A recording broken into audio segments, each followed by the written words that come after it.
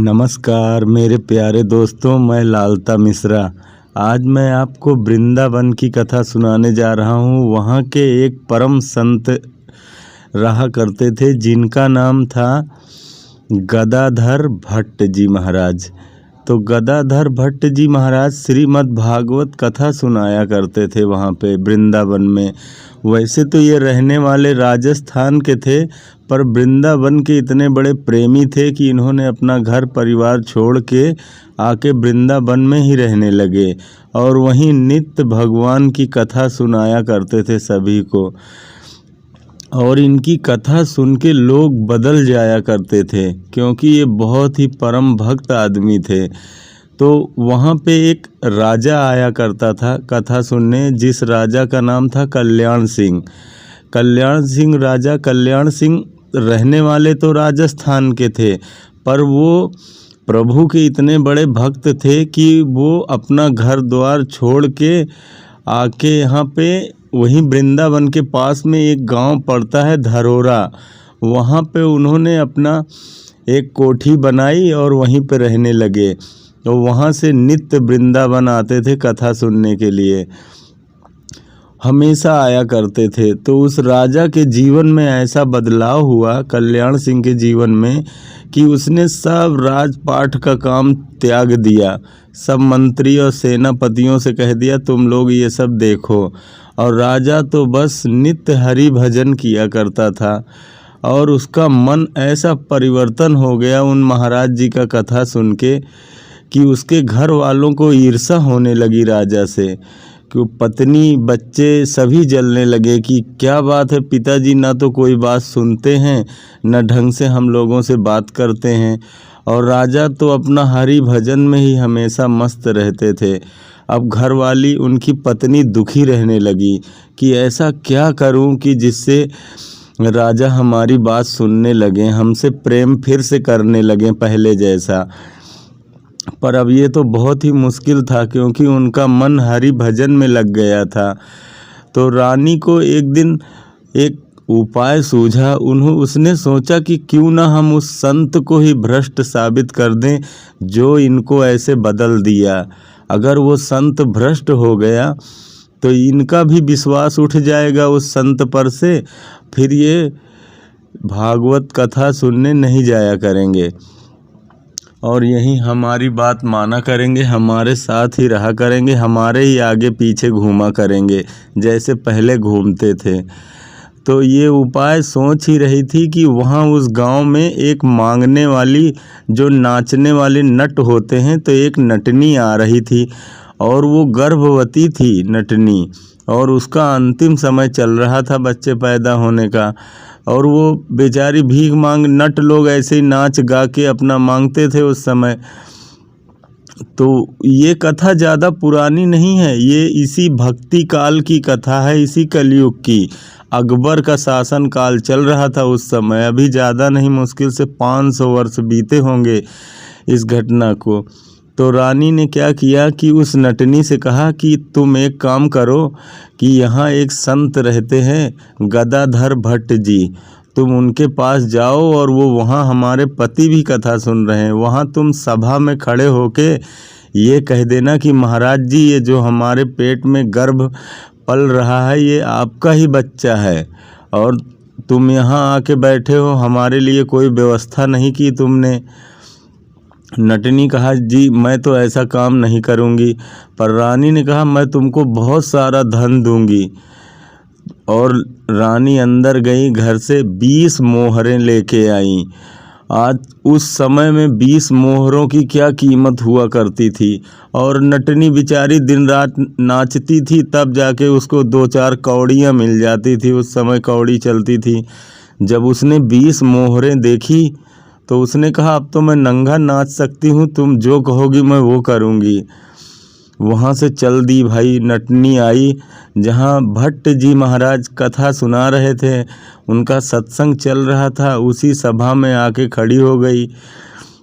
और बोली कि महाराज हमारे पेट में तुम्हारा बच्चा पल रहा है, तुमने हमको ऐसी अवस्था को पहुंचा दिया और उसके बाद तुमने हमारी खबर भी नहीं ली और यहाँ आके बैठ के प्रवचन सुना रहे हो लोगों को। हमारी व्यवस्था करो, हमारे रहने खाने पीने की व्यवस्था करो। महाराज जी और सारी सभा हतप्रभ हो गई। सब आश्चर्यचकित होकर देखने लगे कि एक संत के ऊपर इससे बड़ा इल्ज़ाम और क्या लग सकता है। कोई संत को ये बात कह दे, इससे बड़ा इल्ज़ाम संत के ऊपर और कुछ हो ही नहीं सकता। पर फिर भी भट्ट जी इतने अपने मस्ती में मस्त थे कि उन्होंने कहा कि देवी ठीक है, मैं तुम्हारी व्यवस्था करूँगा, लेकिन तुम यहाँ प्रेम से बैठ जाओ, पहले हमारी कथा सुन लो, फिर उसके बाद में पीछे तुम्हारी सारी व्यवस्था कर दी जाएगी। और उनके चेहरे पे बिल्कुल सिकन भी ना आई। ये बात सब लोग सुन रहे थे कि बाबा ने तो स्वीकार कर लिया कि उनका ही बच्चा है, लेकिन राजा को शंका हो गई, क्योंकि राजा को न्याय करते हुए बहुत दिन बीत चुके थे। अब तो उसने राज का काम भी छोड़ दिया था, लेकिन उसको ये पता था कि जो गलती करता है वो इतनी आसानी से अपनी गलती नहीं मान लेता। वो राजा को शंका हो गई। राजा ने उस नटनी को पकड़ लिया और बोले कि आओ, मैं तुम्हारी व्यवस्था सब किए दे रहा हूँ, मैं यहाँ का राजा हूँ। उसको पकड़ के ले गए।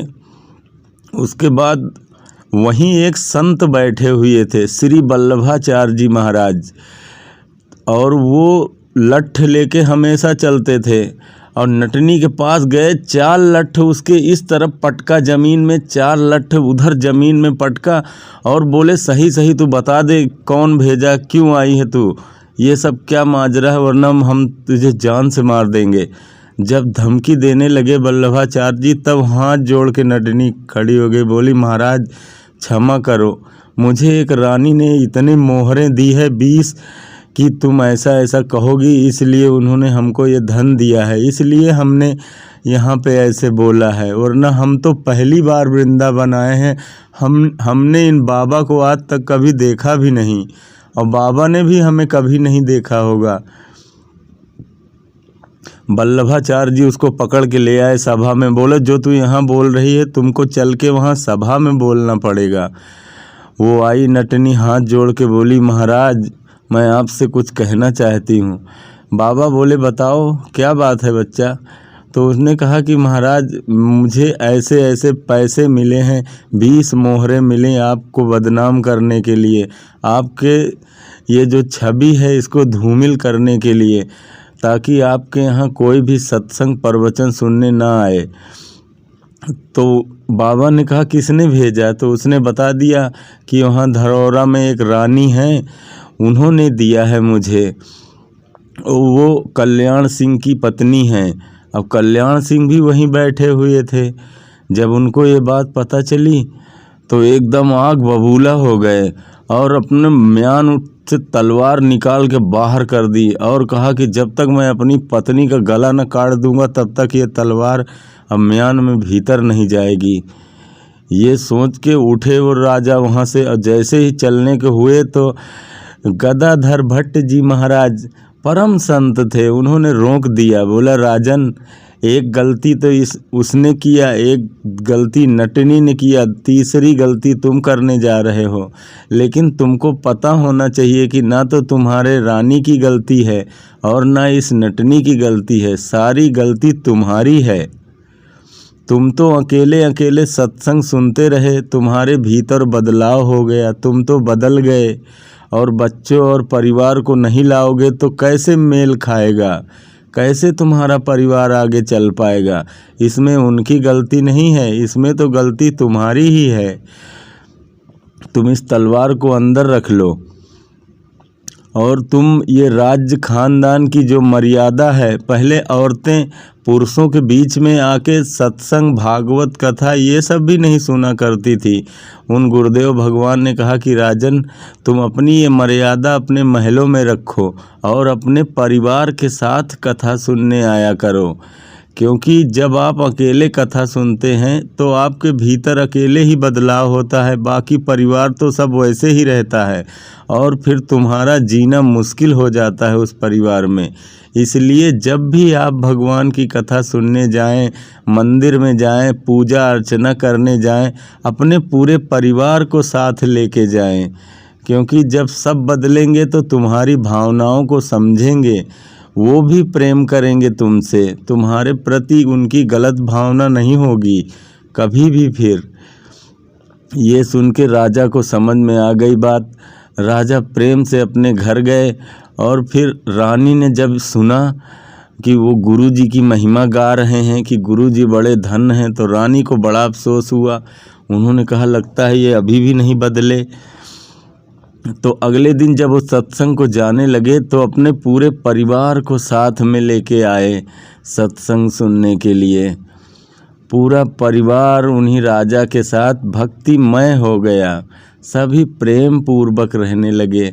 मेरे प्यारे दोस्तों, आप जब भी सत्संग या कथा या भगवान का कोई भी कीर्तन करने जाएं तो अपने पति पत्नी के साथ जाएं, अपने परिवार को साथ लेके जाएं, क्योंकि यदि आप अकेले बदले तो बड़ी समस्या आ जाएगी और पूरा परिवार साथ में बदलेगा तो सब आपको साथ लेके चलेंगे। मेरे प्यारे दोस्तों, ऐसी और कथाएं सुनने के लिए आप हमारे चैनल को सब्सक्राइब कर लें और हम फिर मिलेंगे अपने अगले वीडियो में। तब तक के लिए जय श्री राधे कृष्ण।